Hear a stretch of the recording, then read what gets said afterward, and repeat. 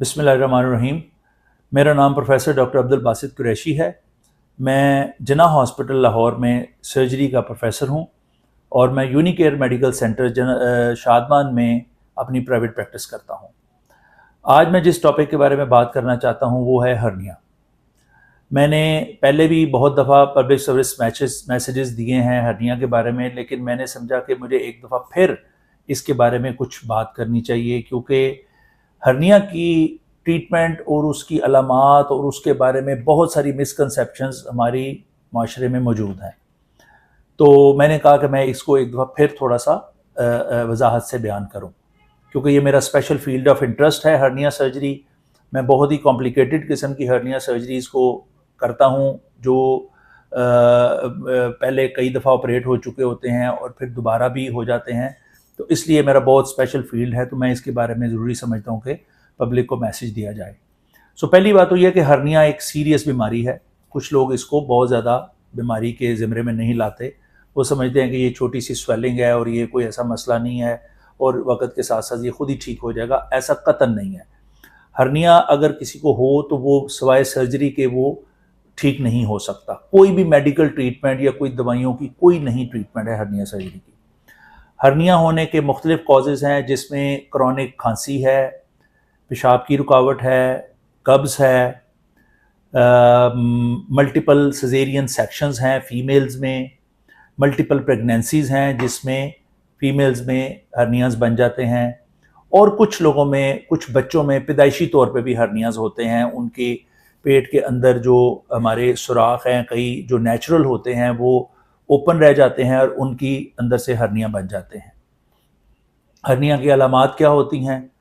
कुछ स्वेलिंग होती है जो कि इनिशियली छोटी होती है, ख़ास तौर पे मेल्स में ज़्यादा कॉमन हर्निया है ग्रॉइन में, जिनको इंग्वाइनल हर्निया कहते हैं।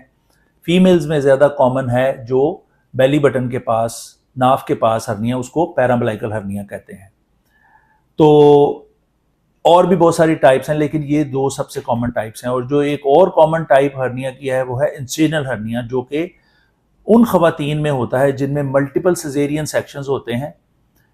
3-4 सिजेरियन सेक्शन एक ही जगह से हुए तो वहाँ पे मसल वीक हो जाते हैं। बाज़ औक़ात स्टिचेस में कुछ थोड़ी बहुत इन्फेक्शन हो जाती है, तो वहाँ से उनको हर्निया बन जाता है, जिसको इंसिजनल हर्निया कहते हैं। अब हर्निया को अगर बर वक्त ट्रीट ना किया जाए, उसमें उसका इलाज ना कराया जाए, उसकी सर्जरी ना कराई जाए, तो क्या कॉम्प्लिकेशंस हो सकती हैं? सबसे पहली बात तो ये कि उसमें शदीद पेन डेवलप हो सकती है। उस हर्निया के कंटेंट में अगर इंटेस्टाइन है, अंतड़ियाँ हैं, तो वो फंस सकती हैं। किसी दफ़ा पेशेंट को ज़ोर से खांसी आ जाए, छींक आ जाए, कोई वज़न उठा ले, कोई ऐसे हैवी एक्सरसाइज कर ले, तो वो जो हर्निया में मौजूद अंतड़ियाँ हैं वो स्टकअप हो जाती हैं और वो ऑब्स्ट्रक्टेड स्ट्रेंगुलेटेड हर्निया बन जाता है, जिसमें उसकी ब्लड सप्लाई बंद हो जाती है।